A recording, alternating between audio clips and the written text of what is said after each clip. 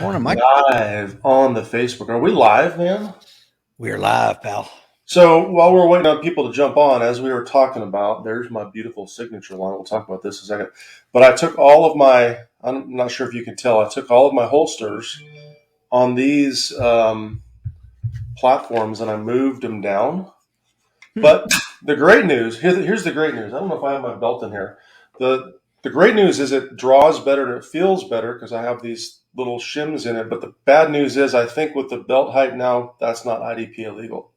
So now I got to take all the holsters, every one of them, like 6 of them for 6 different guns, and readjust them. So, anyways, man, I guess we're live. You got to say good morning or something, right? Good morning. We got 9 folks jumping on already. Please like and hit that share button. My name is Rich Brown, co-host, co-founder of the American Warrior Society and the American Warrior Show. And this morning I'm joined by my compadre, Mr. Mike Seeklander. Morning, Mike.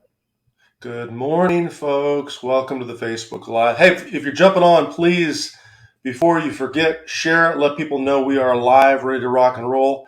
I am sporting my beautiful 511 shirt. By the way, Rich, I have some 511 stuff for you. If we do it at FIDC, I have some pants, and I think I have a couple shirts for you. So 511 is our official sponsor. Not really, but they send me some cool stuff, and I love them. So the official, unofficial sponsor. The unofficial, official. So what do we got, Mike? We got defensive handgun, one-handed manipulation. What we got? All right, so folks, good morning. If you're joining us on the Facebook Live, let's talk about what we're doing. My name is Mike Seeklander, and this morning we're going to talk about one-handed shooting and do a general Q&A. Now, this is the last live stream of the defensive handgun cycle. So I've been all the way through the defensive handgun cycle. Next week, I'll start the competition handgun cycle. We're going to start with guns and gear setup and little tricks you can utilize to set up your competition handguns better. And then we'll go through all of the manipulations in the competition cycle. So this is the last defensive handgun live stream. So make sure if you have a question that you want to get answered about defensive related handgun, you ask it in the live stream. So today I want to talk about one-handed shooting. And the reason I want to talk about one-handed shooting is the principles of building a one-handed grip and structure. We always call that structure. Is very applicable to improving your two-handed shooting. So there's a direct tie-in in terms of one-handed and two-handed shooting. Of course, as you all probably know, my name is Mike Seeklander, one of the co-hosts of the American Warrior Show, as well as the co-founder of the American Warrior Society. And I'm joined by Mr. Rich Brown, pointing at the camera there. It looks like we have 31 or 32 people on at least one Facebook page, which is awesome. Click that share button a couple times. So let's go ahead and knock out safety. Of course, if you're doing this with me, feel free to grab your handgun and dry fire along. If you're going to dry fire, you have to comply with all safety rules. Of course, make sure you have a safe backstopping area. So if you're dry firing, into a wall or whatever else, make sure it's not in the bedroom wall where your spouse or your kids are on the other side. So you need to have a safe backstop area. Of course, even though you're only dry firing, all safety rules apply. So make sure you're willing to follow all safety rules. If you don't know what those safety rules are, watch your muzzle direction. Of course, your trigger should be off the trigger and outside the trigger guard anytime you're not deciding to actually click or pull the trigger. And one thing I really have to have you comply with is if you are in a room with a loaded handgun or loaded ammo or live ammo, please don't manipulate the handgun. Don't handle your firearm. None of that exists. Leave it in the holster if you're carrying a handgun right now, which is perfectly fine. You just can't do the drills along with me or the dry fire exercise along with me. If, however, you are going to do them today, you have to make sure that right now you have an unloaded firearm and you have no live ammunition. Do me a favor, check right now. If you can't comply with the safety rules, you got to jump on the basket weaving live stream somewhere else. Just kidding. I don't want you to leave me.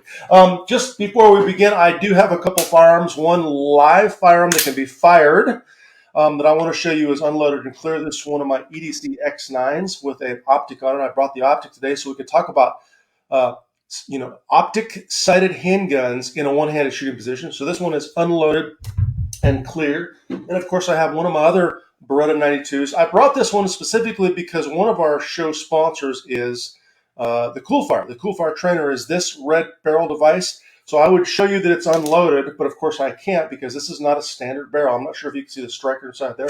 But when I pull the trigger, I'm going to get some felt recoil, and that's actually the Coolfire trainer. So other than that, I have a couple SIRT pistols I'm going to demonstrate the technique with you today for the show today. Man, my brain needs to turn back on. Come on, Michael, wake up.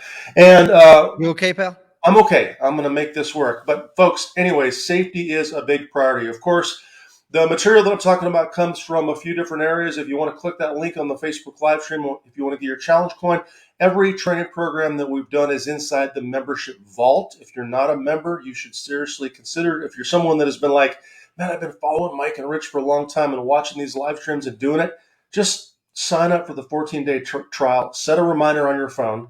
Okay. If you don't like it, you can cancel. Check out the stuff for 10 days and then cancel in 12 days, right? You get your challenge coin, and I'm telling you, there's an incredible amount of information in there that goes way beyond what I'm talking about today. Now, the material I'm talking about today is also included in the Defensive Handgun Fundamentals program. So if you scroll a little farther down, you can click those links. If you want to look at a Coolfire trainer or any of the products I'm talking about, those links are there as well. So before I get into the actual instruction, a couple of our sponsors. Just a quick thank you. This I wanted to bring in today and show you. I started in the beginning of the show. These are some of my fast holsters, PHAST, made by Precision Holsters.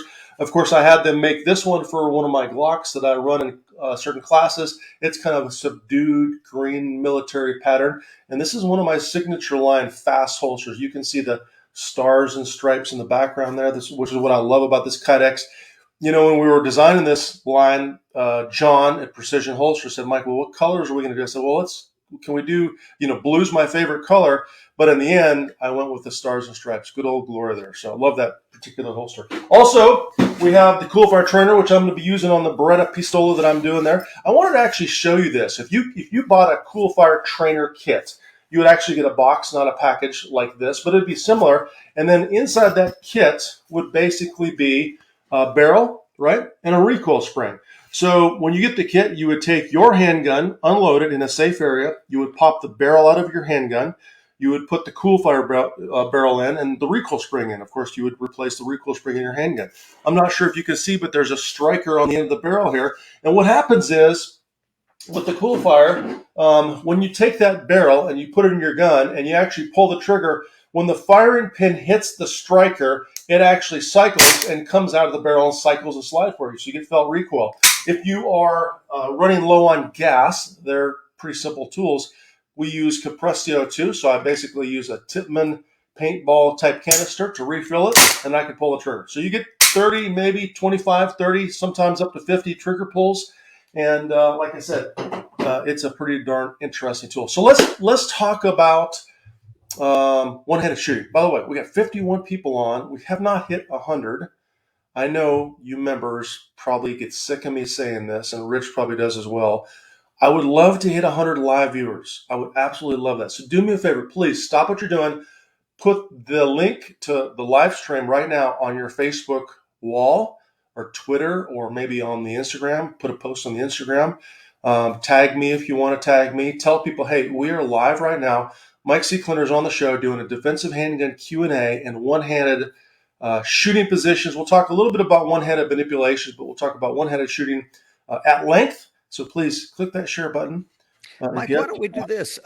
If we do hit 100, I'll send someone at random who shared a coffee mug or a tumbler or something like that. What do you think? I'll tell you what, let's do even better than this. How about this? You send them a mug. If we hit 100, we're going to look at anybody who shared. We can pull up the people who shared on Facebook. We're going to randomly select one. We'll send you a coffee mug. We'll give you a lifetime membership to the American Warrior Society, or ACSS, competitive side if you want to. You choose lifetime membership, okay? And I tell you what, I haven't done this for a long time. Mr. John over at Precision gives me a big discount code on these things. So we've had the ability to actually send a Facebook user that shared it a complete set of holsters and mag pouches. So if you want, not holsters, holster and mag pouches. So 3 things you get if you share this and you win our prize today, okay? And by the way, next week we will announce the winner of this whole thing. By the way, we just had like 60 on and now it went down to 49. So tell me that's not the Facebook throttling us back or something like that. So, all right, let's talk about this. Without further ado, let me actually grab my Coolfire trainer here, and I'm going to start demonstrating. So let's talk about the one-handed shooting structure. So if you were not part of the live stream that occurred, 4 weeks ago, I did a live stream called GTS, Grip, trigger sights. And we talked about the specific mechanics of building a good two-handed grip, with that index point under the trigger guard, making sure our placement of our hands were proper. We talk about grip pressure and everything else, okay? When we talk about two-handed shooting, obviously we have a two-handed grip. We have two hands stabilizing the gun. We're building what we call the upper body triangle. So if you look at my arms in relation to the handgun, I've got basically a triangle. Now, when I'm doing this, I'm applying pressure on the right-hand side of the gun, and I'm applying pressure on the left-hand side of the gun. I'm gripping really hard with both hands, and I'm driving my palms into the gun, right? So if I take that exact same structure, right, in my two-handed grip, let's say this is my standard two-handed grip, and I take a hand off the handgun, and I fire the handgun and leave everything else exactly the same. When I fire the gun, which way is it going to recoil? And your answer should be, if you're thinking this through, the gun is going to recoil toward the area that there's no longer any pressure, right? So if I fire the handgun from my two-handed grip, take a hand off the handgun, and fire, the gun is going to recoil like this, right? It's going to move in this direction because now the second part of the triangle is not on the gun. So when we're shooting with one hand, we have to build a grip or establish a way to apply pressure to the handgun that is similar to our two-handed grip. But one thing you're going to have to accept is your one-handed shooting structure is never going to give you the same performance as your two-handed shooting structure. If it did, we wouldn't shoot with two hands on the handgun, if you think about that for a second. And by the way, Rich, did we hit 100 yet, man? 53? Not yet, brother. I know people are sharing. We're at 57 right now. I know people are sharing, but so I don't know why. Maybe Mark Zuckerberg doesn't want us to hit 100, Rich. Is that possible? That is highly likely. So when we're talking about the one-handed structure, if I'm shooting with two hands, in order to build a good one-handed structure, I'm going to give you a couple different options, right? And I'm showing you this perspective because I want you to see the relationship of the handgun and my arm. So I want you to remember this. When you're shooting with one hand, I want you to do two things. I want you to get the arm behind the gun, and then I want you to get the body weight behind that arm. So if I'm shooting with my right hand, what I mean by getting the arm behind the gun is, right now you can see that the arm is not lined up with the handgun. So to get the arm behind the gun, I have to do one of two things. Either I have to take the handgun and I have to slightly cant it. So if I slightly cant the handgun, now you notice the arm and the handgun are lined up. The second option I can do is I can take my arm and I can rotate it down behind the handgun. I'm basically taking my elbow and I'm rotating it straight down. So now the arm is lined up with the handgun. And when I line the arm up with the handgun, basically I'm creating a mechanical structure. So when the handgun recoils, it recoils into my arm.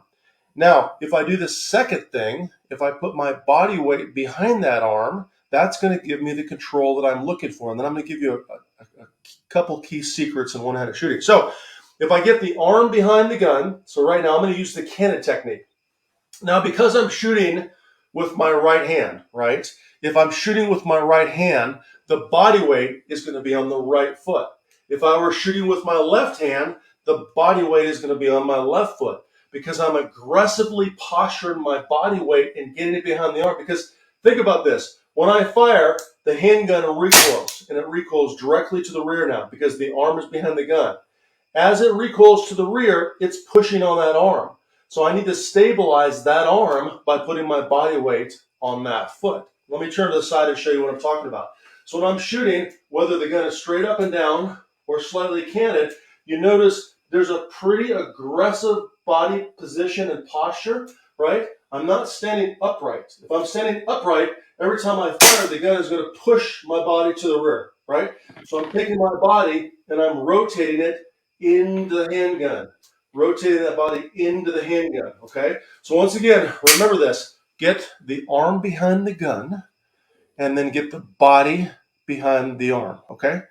Rich, we got like 63 live viewers. I think we're about to hit 100. I'm getting really, really excited. I think so too. Hey, is Lisa Brown on right now? That's right. She just wants a kiss from me, but she has shared. Hi, Lisa. How are you? I don't know why she wants a kiss from you, Rich. You're not very nice and kissable. Anyways. Hey, Jocko. I see Jocko's on. Scott's on. Hey, by the way, if you're a coin member, go ahead and type your coin number in. I know a lot of you already did that, but type your coin member number in. If you're not a coin member, get your challenge coin. Click that link and get your challenge coin, and then you could identify with your coin number as well. By the way, if you're an ACSS member, welcome this morning. You don't have a coin member because I don't give ACSS members a coin. I should. I actually thought about designing a coin for the ACSS members. Maybe we'll see about that. So anyways, Rich, so we're talking about one-handed shooting position. So I've talked about getting the arm behind the gun and the body weight behind the arm. Once again, whether or not you're slightly canted or you've rotated that arm down into position, there's not necessarily one that's better than the other. I will tell you, when I'm shooting with one hand, I typically have the gun almost upright. But the reason I do that is because when the gun recovers, it seems to recover a little bit faster. I also shoot with a slightly canted position, and it depends on which arm I'm shooting with. Think about this for a second. I am left eye dominant. So when I'm actually aiming my handgun, I'm bringing the handgun in front of my left eye. Yes, I'm cross dominant. So when I'm shooting with my right hand, because I have to align the handgun with my left eye, there might be a little bit more of a cant. When I'm shooting with my left hand, I might have the gun more up and down because, of course, the gun naturally aligns with my eye without having to cant it or turn my head, and that's the last thing I want to do. I really don't want to turn my head that far. Okay, so once again, get your arm behind the gun, the body weight behind the arm. Now, when you're doing this, whether or not you have a Coolfire trainer, my recommendation is you start from a compressed position, you build your structure, right? You build your shooting position, okay, and prep the trigger or roll through in the case of this double action shot, and then fire your shots. So if I have target there in my room. So to work this technique, I may build my grip, dry fire a shot or cool fire a shot, build that position, fire a shot. Okay. Now when I'm doing this, you can notice that I'm automatically resetting the trigger. Give you a different perspective. Build the grip, reset the trigger. Okay.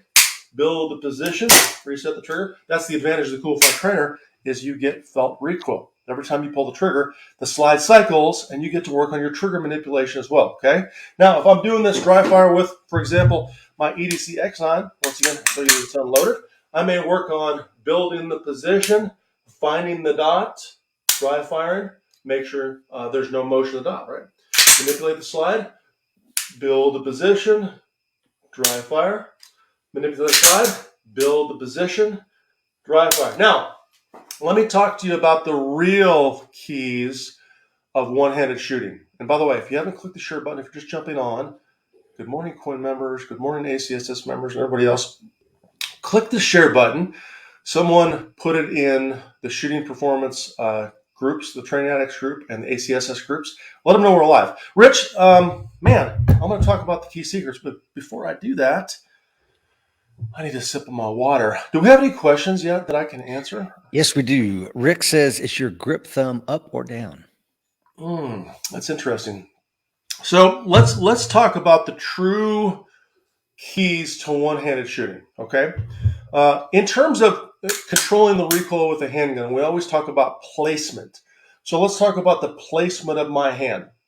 Of course, my hand is aggressively driven up the back of the handgun. You know, we call that attacking the gun from the rear in your drop process. But one of the things that you'll notice with my 1911s is I am automatically going to ride the safety. So with the manual thumb safety, when I wipe the safety off, I'm going to ride the thumb safety. I'm applying a little bit of pressure down, right? So you may say, well, Mike, yeah, with your 1911, you're going to ride that thumb safety. That makes sense that you would ride the thumb safety when you build your shooting grip and fire the shots. But what do I do when I'm shooting a gun where there's no manual thumb safety? Of course, the 92 series has a decocking or safety lever, but I'm not going to ride it with my thumb.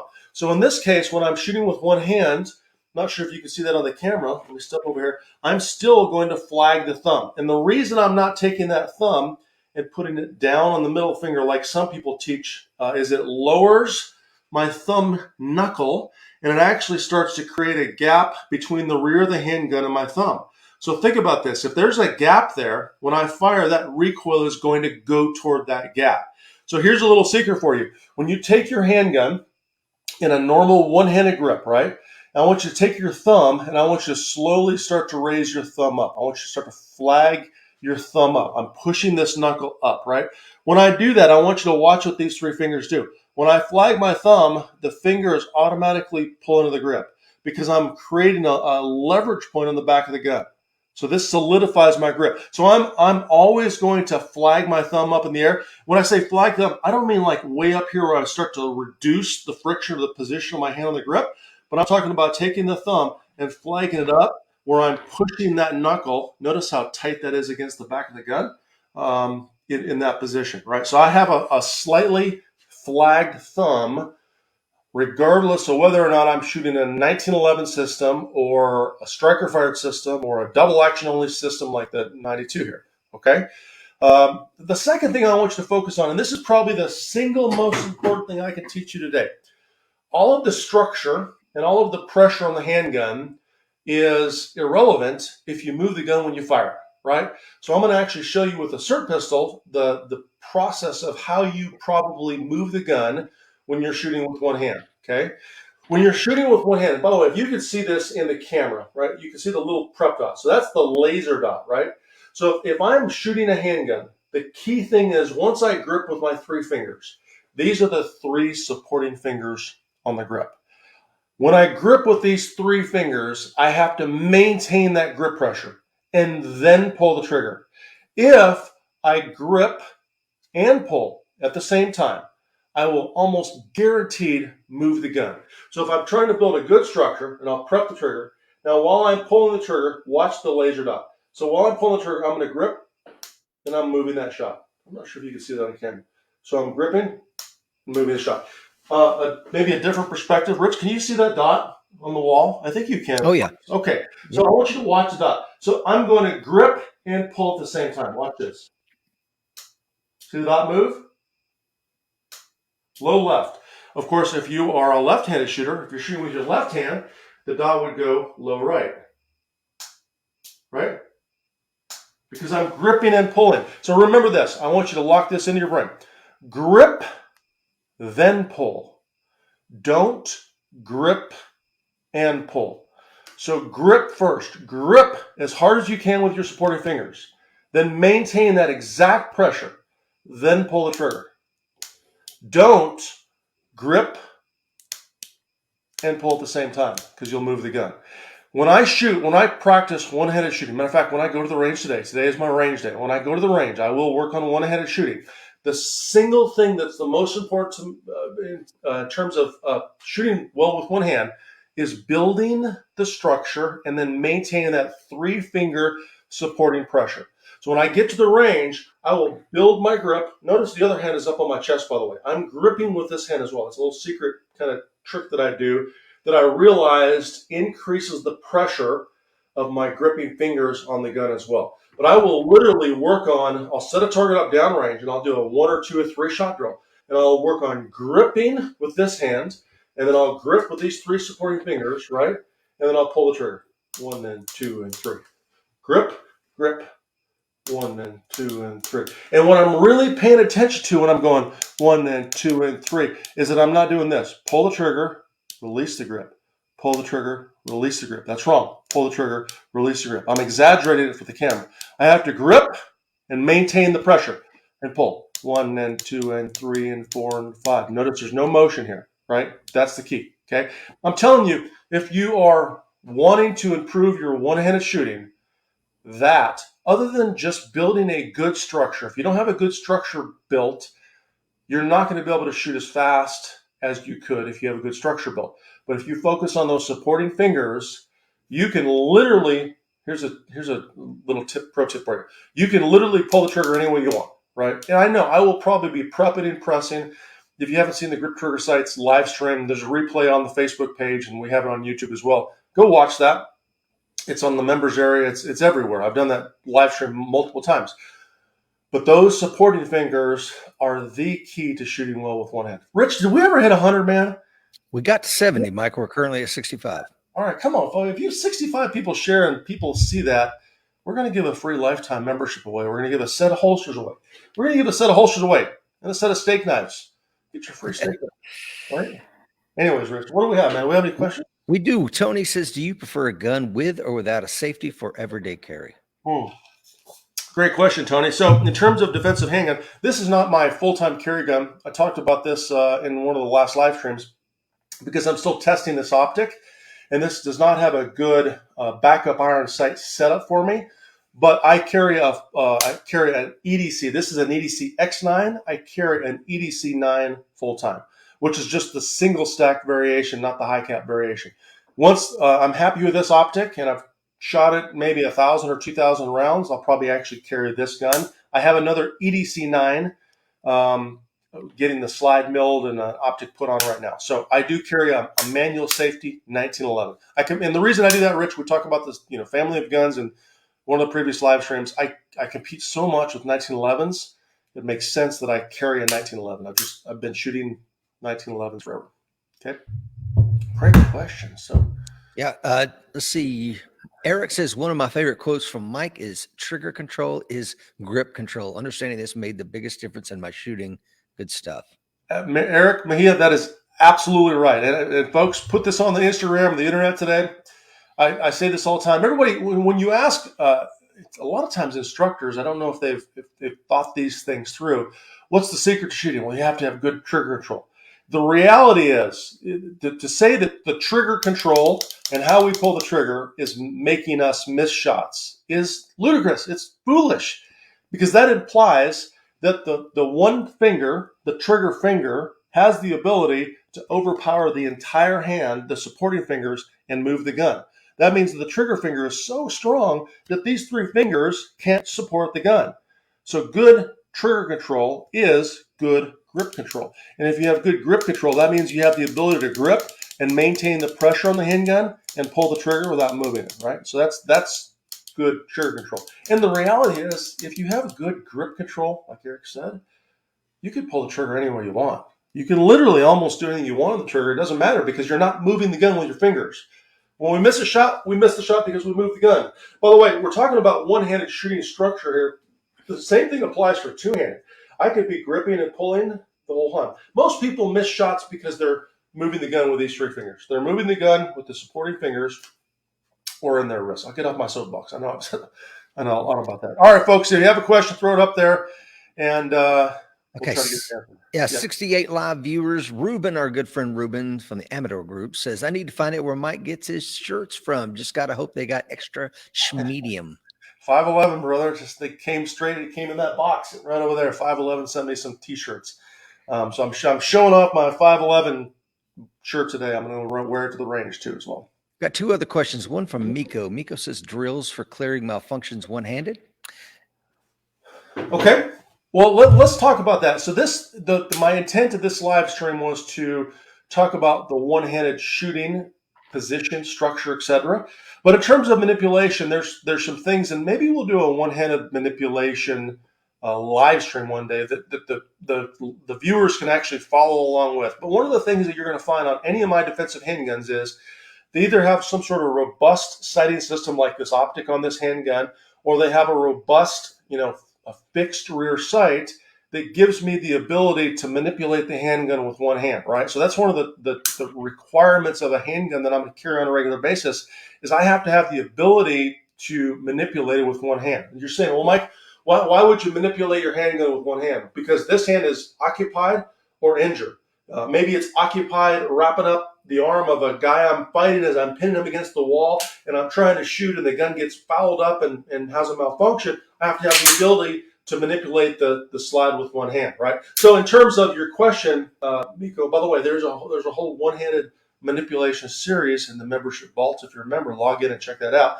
But what I'll practice oftentimes is a clearing process where I practice tapping, hooking that sight. In this case, it's an optic on my belt, and manipulating the handgun. Now, when I'm doing this, just a quick tip for those of you that try this, when I'm doing my manipulation, notice that I'm manipulating the handgun with the angle away from my body. I didn't take the handgun and point it at my body. So every time I'm doing this, I'm doing it in a position where the ejection port is clear. So if I have to actually clear a malfunction, I want to give that round that's malfuncting, if that's a word, someplace to go, right?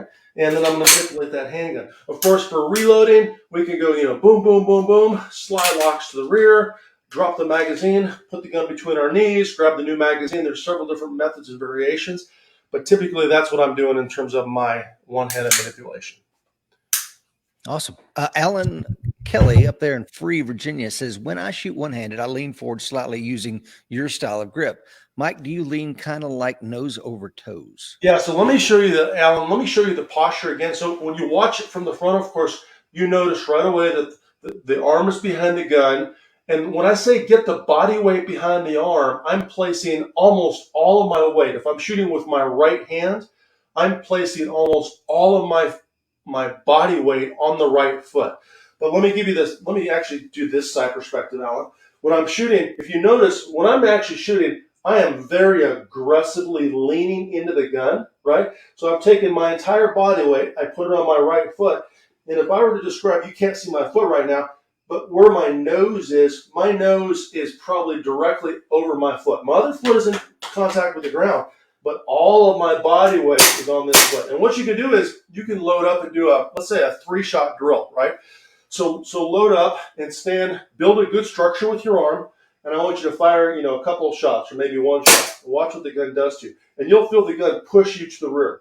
Then I want you to take your body and I want you to lean it just a little bit more into the gun and fire a shot. And the gun will push you less to the rear. Then I want you to rotate even more. So there's a point where once you find that spot where I'm rotating in the gun, the structure, we talk about placement and pressure, the structure of your whole body is absorbing the recoil of the handgun and recovering it onto the target. And once you find that position, you can dramatically increase your shooting speed, assuming that once again you're following the rule of gripping hard with these 3 fingers and maintaining that pressure. Remember, in terms of grip pressure, another pro tip for you, your grip pressure should never decrease, right?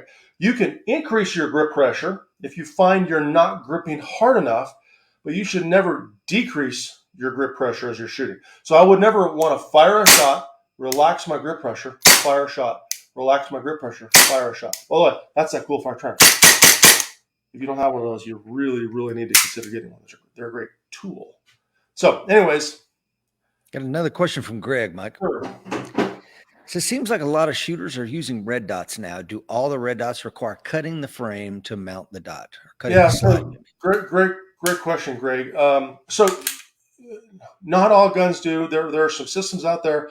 The Glock has the MOS system. There are some systems where you can take the rear sight out of the dovetail, and there's a plate that goes in that dovetail. But I will tell you, if you are looking at getting a red dot mounted on a handgun, you have to have it milled in and plated.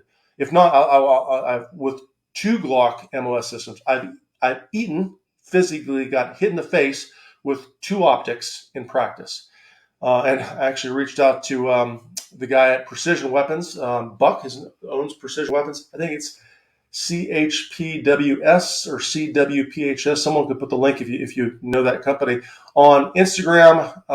He's one of the best out there in terms of milling and mounting optics on 1911 systems, as well as everything else. He makes some of the best plates out there. That's all they do, and he's really, really good. If you reach out to them, ask for Buck, tell him Mike Seeklander sent you, and maybe he'll give you the Seeklander discount code. Okay, got a couple other things here. Ruben says, I gifted the art of instruction to one of my new instructor candidates, and they already want to structure their class and range day. Nice. Yeah, Yako says, your backup sight, the rear sight in front of the optic or behind it? Yeah, so Jaco, so in this case, this particular gun is not set up like I will have it. I wish I had my other one here. There are different schools of thought. A backup iron sight in front of the optic or to the rear of the optic. More of mine are set up on the rear of the optic. I do have one M&P that was done years ago where the iron sight is in front of the optic. But in most cases, I like the backup iron sights to the rear of the optic. But it really depends on who mills in your slide and puts the optic on and how they set that up. There are some optics like my Delta Point Pros where basically there's a rear plate that you remove and you put this rear plate, it's kind of a simulated rear sight on it. Precision Weapons has one of those as well. They actually build out their plate. Matter of fact, hold on one second. See if I have it in here. Oh, I do. There we go, folks. This is a Wilson Combat Langdon variation. So this is a Ernest Langdon LTT slide. Ernest is one of the, I think he's the first person that actually started really figuring out mounting a red dot on a 92, right? On a Beretta 92.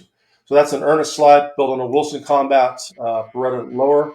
Of course, Ernie's a great guy, great relationship with Wilson Combat as well. Of course, as you all probably know, I'm sponsored by Wilson Combat. But this shows you how his rear sight is actually built into the plate. So if you have a Beretta or something like that, which I like that system. I'm not sure if you can see it, but then I have, let's see if I get that in front of the camera, right? There you go. Yeah. So looks great. you kind of see that rear sight. Anyways, that hopefully answers your question. Maybe I'll go shoot that today on the range today. All right, Mr. Rich, I don't have much more time. What else do we have as far as questions? That's all we got, Mike. There was a question earlier at the beginning of the show. Somebody said, do you travel and train in Florida? But I think it's a greater question for when is the 2022 calendar going to be out? So, yes, I mean, I travel and train everywhere, folks. I have, unfortunately, for those that are watching, I have way more classes or class requests than I can do without being on the road literally full time. But right now, a bunch of the classes are already live. If you go to shooting-performance.com and click on training at the top, you'll find a little class link. A bunch of classes are already live, and there are several that'll be live today. I think we have some Montana classes that are live. The Sac Valley area, Sacramento classes are live. There's, I think, an East Coast defensive handgun class and variation that's live. A couple others right now that are live. So yes, some of the classes are live. Rob Latham, Mike Seeklander classes are built, but they're not live yet because he's checking on his dates, and those will be live as well soon. So just go to Shooting Performance, set a little calendar reminder, and check on that on a regular basis. Okay. All right, folks, what do we have on? We never hit 100, did we, Rich? Dang. No, we hit 70, Mike. But Miko says, what should they be looking for when selecting a red dot? Oh, Miko, that's hard to say. Man, first of all, there's no best red dot that I found. I own Holosuns. I own Trijicon, several Trijicons. I own 8 or so Delta Point Pros. I probably shoot more with the Delta Point Pro optic sighted handguns than anything else. Can I help channelize that question, Mike? Yes. Like, are you looking for a certain MOA, battery placement, battery life, shake awake? I mean, those kind of things. So in terms of if you're selecting an optic, let's logic through this. The first thing that I would ask you is, what's the purpose of the optic? Is it a purely competition optic? In the case of a purely competition optic, I want an optic that's going to hold zero. Of course, for defensive or competition, we have to have an optic that absolutely holds zero. I want an optic that has probably a top battery replacement relief, that I don't have to take the optic off the handgun. I'm personally shooting with 2.5 minute MOA. That's the Delta Point Pro. They make a bigger, like a 5 minute or a 6 minute of angle dot that I'm going to order one and try. I think probably for competition, the bigger dot might be a little bit faster, but right now I like the precise dot. In the case of this particular optic, which is on more of a defensive handgun, Holosun actually has a multiple reticle system, so you can adjust from a circle to a dot to a circle and a dot. I have the circle and the dot on right now, and it is, in fact, shake awake as well. I do like shake awake, but with most of my competition mounted handguns with dots on them, I turn the dots off just to save battery power. But yeah, if you're going to carry a defensive handgun, or you put an optic on your defensive gun, man, it's got to be shake awake or some variant, or have a battery life that's a year long plus, and replace that battery on a regular basis. Bigger dots for most of you are probably going to be better. I like the big window, for example, of the Delta Point Pro over something like the RMR that doesn't have the same kind of glass and maybe the same window view, although the RMR is also very, very robust. It's a very, very strong sight. The housing is very strong, and it holds up well. So I know I didn't give a direct answer, because the real truth is there's not a direct answer there. The reality is it really depends on the purpose, but those are some of the features that I look for.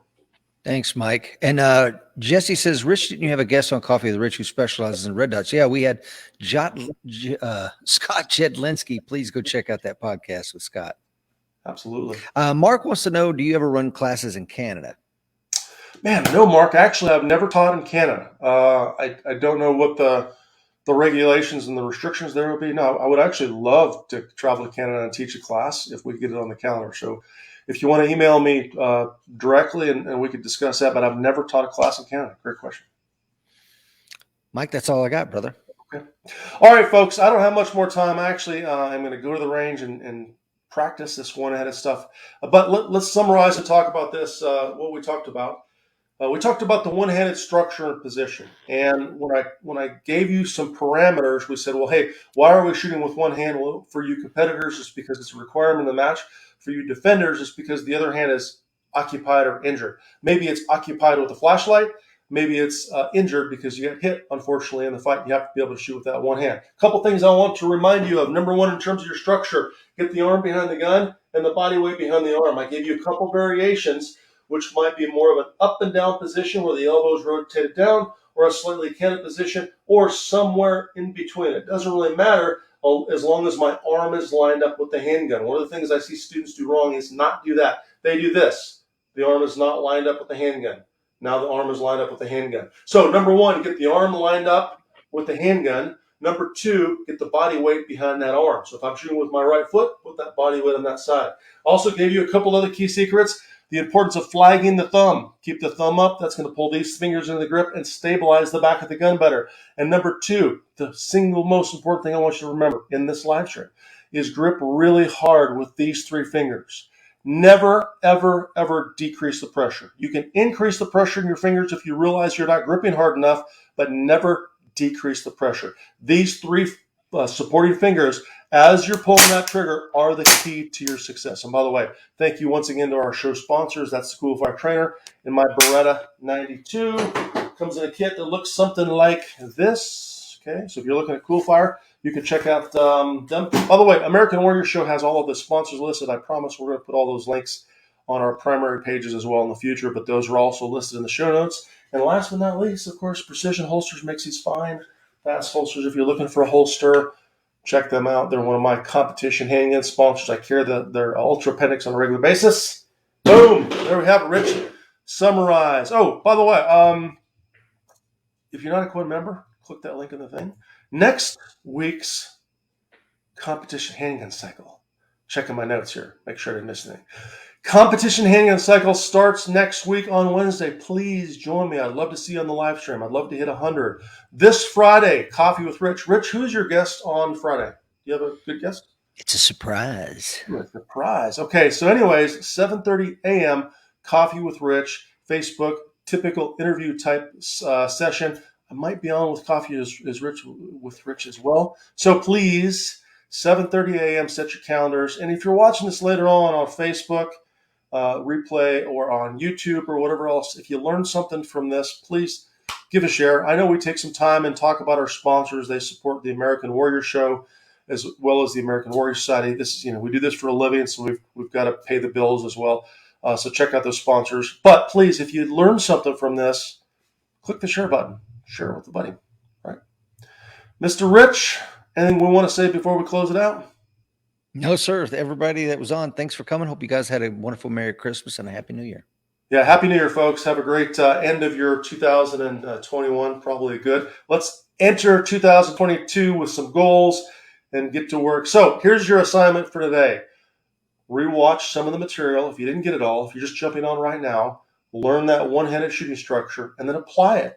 Get out in the garage today or a safe area and do some dry firing. If you have the ability and have the ammo, hit the range. Work on one-handed shooting. There's your assignment, folks. And then, of course, perfect practice is the key. If you do bad repetitions and you're moving the gun, that's what you're going to ingrain.